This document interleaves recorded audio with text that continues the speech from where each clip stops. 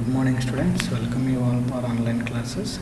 Today we will discuss the topic on fundamental of entity authentication.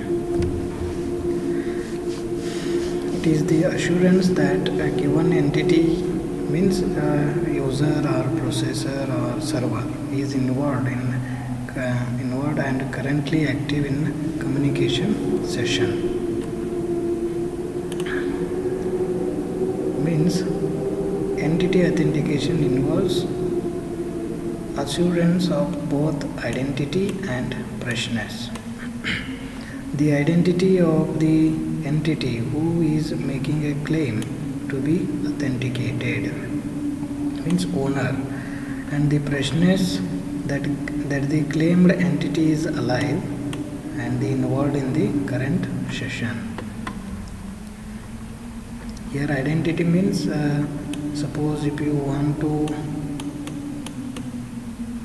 log in to this Gmail server, okay, here you have to provide your credentials. For example, you have to give your username and password, right? After giving these credentials, then server will going to check your identity. After checking your credentials, so server will allow means authenticate to access the Gmail server. Then freshness means the claimed entity is alive and involved in the current session.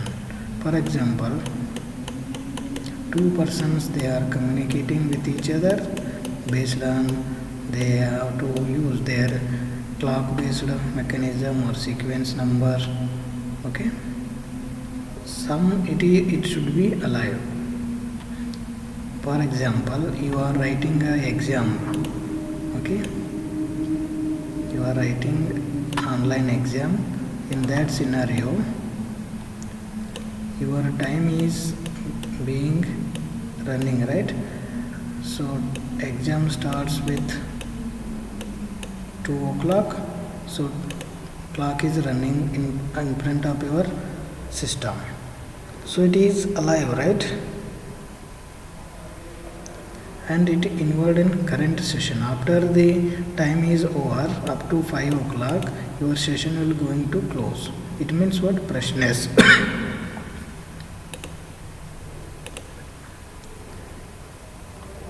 If we fail to assure ourselves as a freshness, then we could exposed to replay attacks, where an attacker captures information used during an entity authentication session and replays it at a later date in order to falsely pass themselves off as the entity whose information is stolen.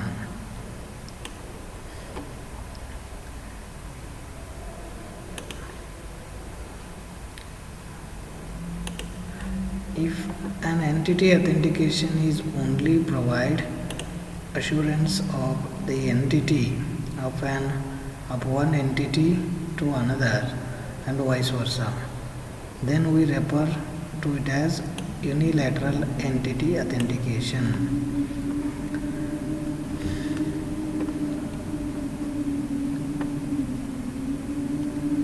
If both communicating entities provide each other with assurance of their identity, then we can call this is mutual entity authentication.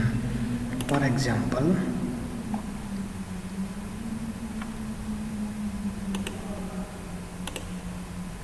mutual entity authentication means you want to transfer some money online, okay, and this is your mobile phone and this one is your laptop. You are paying 500 rupees to another person, okay.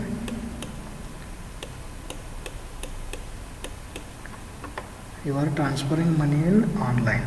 So your bank ATM, your bank ATM will it provide the OTP, okay, up in your mobile. assume 1 2 3.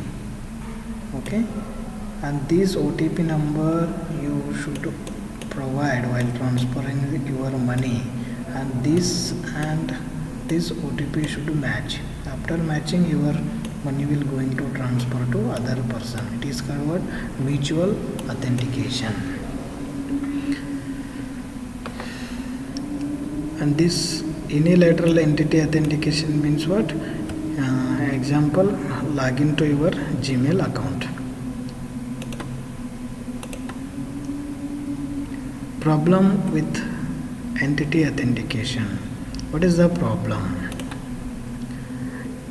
It is only provided per instant in time. So it establishes the identity of a communicating entity at a specific moment, but just a seconds later that entity could be replaced by another entity and we would be none the wiser. Example I am giving here, OTP. Okay, OTP will only displayed 10 seconds or 1 minute, right? Less than 1 minute. So within 10 seconds you should able to provide this OTP onto your particular web applications.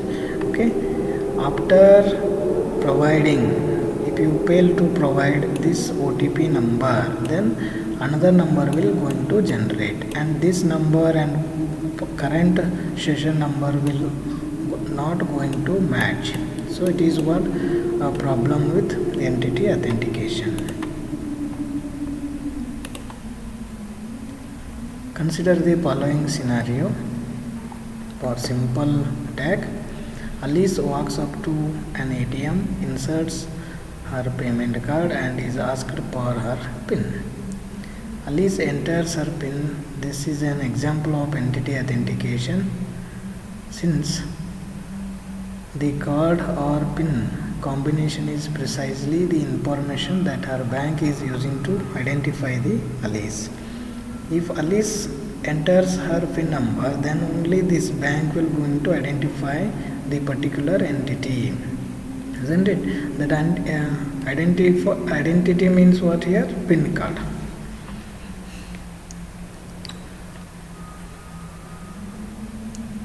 As soon as the PIN is entered, and Alice is pushed aside by an attacker who takes over the communication session and proceeds to withdraw some cash. The communication session has thus been hijacked. Note that there was no failure of entity authentication in this example.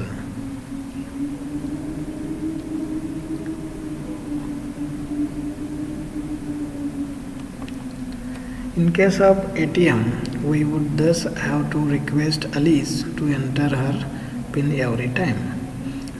She selects an option on the ATM, and this will really annoy Alice and does not even protect against the above attack, since the attacker can still push Alice aside at the end of the transaction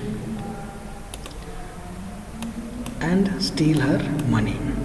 After putting her PIN number, another person will push Alice aside, then he can easily get her money. Now, applications of entity authentication. Two applications, that is access control and as a part of a more complex cryptographic process. In access control, consider example of human user must provide assurance of their identity in a real time in order to have access to either physical or virtual resources, for example Gmail. And typical established at the start of connection, an entity must provide assurance of their identity in a real time in order for extended process to complete satisfactorily. More complex cryptographic process means we will go for two-factor authentication, that is, one is OTP generate, and this OTP has to enter in the particular application. After both the OTP should match on the server, then only your authentication will happen. Okay.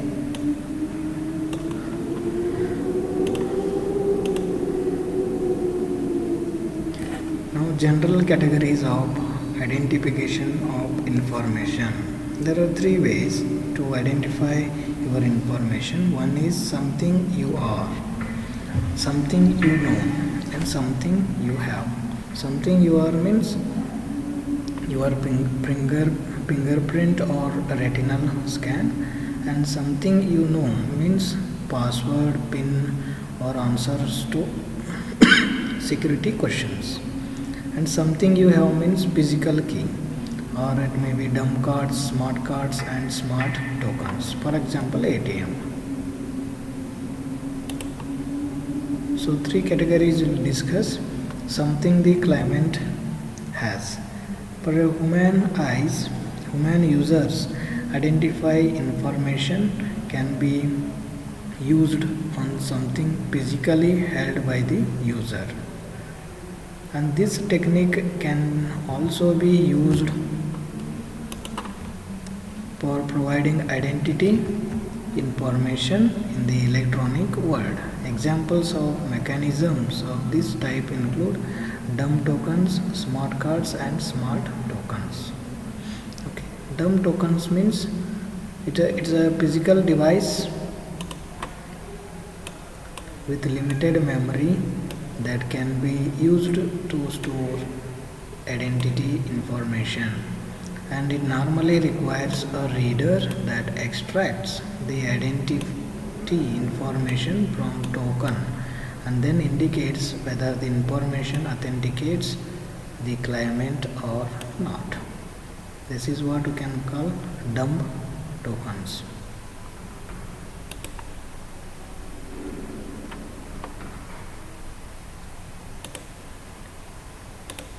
The security of the card is based entirely on difficulty of extracting identity information from the magnetic stripe.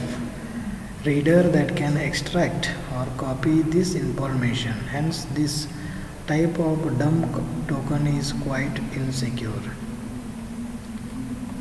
For example, in the banking community, plastic cards with magnetic stripes are usually combined. Your ATM with pin they have given, and which is a piece of identity information that is required for entity authentication, but that is not stored on magnetic stripe. Yeah, behind your card, that is a magnetic stripe.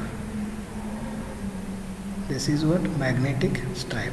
Here no information is displayed, but machine will going to read this information, and that is 50% of authentication. Then if you provide your pin, then it assure that 100%.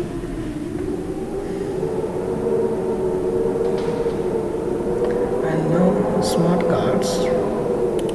Smart card is a plastic card that contains a chip which gives the card limited amount of memory and processing power. Example, your SIM card also. It is a smart card. The smart card can store your secret data more securely and can also conduct cryptographic computations. However, like dumb tokens, the interface with the smart card is normally through an external reader. This is smart card and this is smart card. Okay.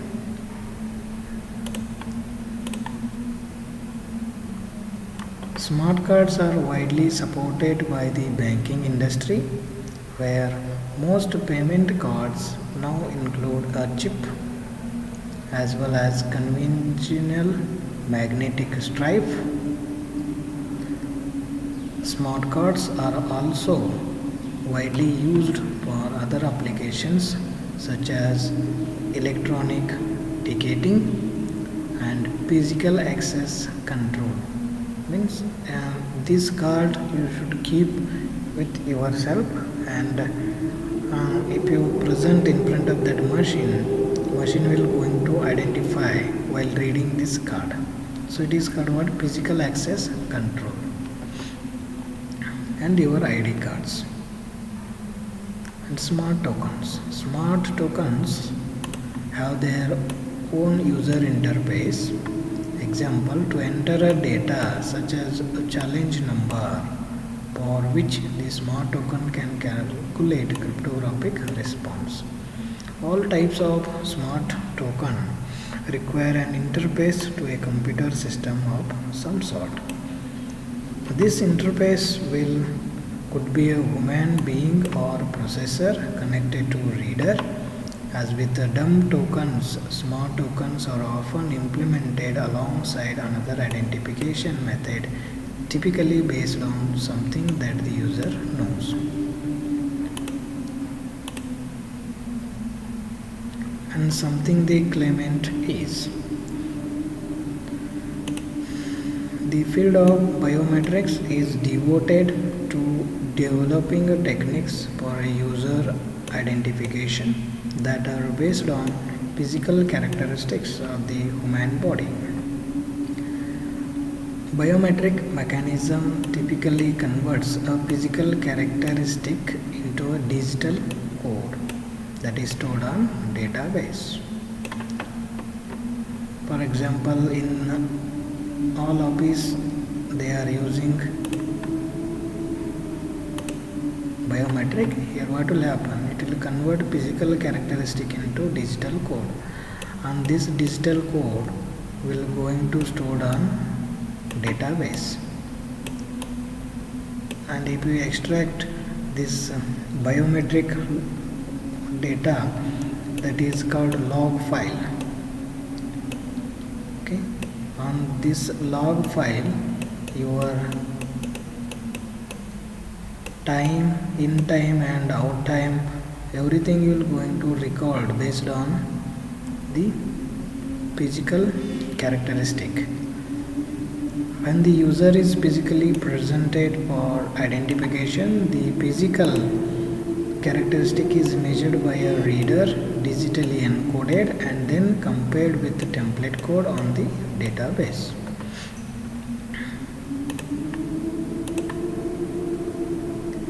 Something the claimant is means same. The biometric measurements are often classified as either being static or dynamic. In static, they measure unchanging features such as fingerprints, hand geometry and face structure and retina.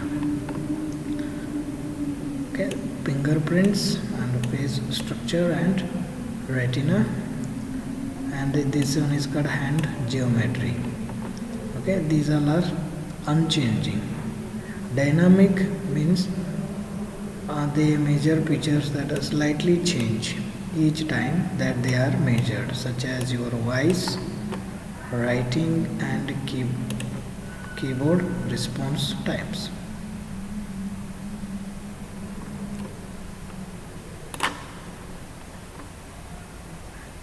If you want to make a digital sign, so if you it will quite change, right, sometimes, and it is called dynamic. And your voice, if you are not feeling well, in that situation your voice will going to change. And writing and keyboard response. Okay, immediately if you are not typing the particular key, so it will affect the dynamic change. Something the claimant knows. So in this case, identity information, at least partially, on something that is known to the claimant, is a very familiar technique. Common examples of This type of identity information include PIN and passwords and passphrases. So what is the term here? Passphrase. Passwords you know very well, right? These all are passwords.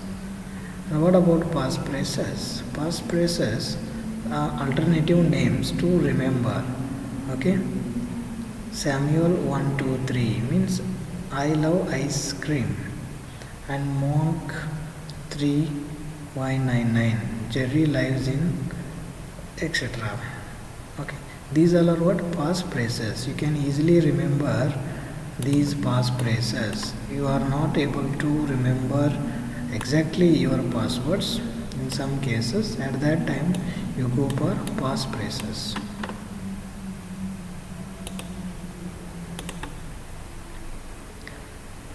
And identity information of this type of one is called cryptography key. Strong cryptographic keys are usually far too long for human user to remember and hence know. This can be some good news and bad news concerning the use of cryptographic keys as identity information.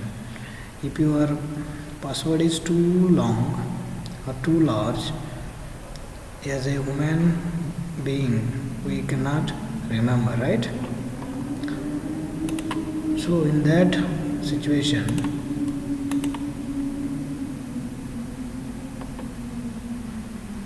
most information systems consist of networks of devices and computers, and these machines are much better at remembering cryptographic keys than humans. Okay, if long passwords you are not able to remember, but your system will going to remember that long passwords. So it is possible that cryptographic key can be something that is known. If you have any doubts regarding these concepts, you please ask me. Thank you.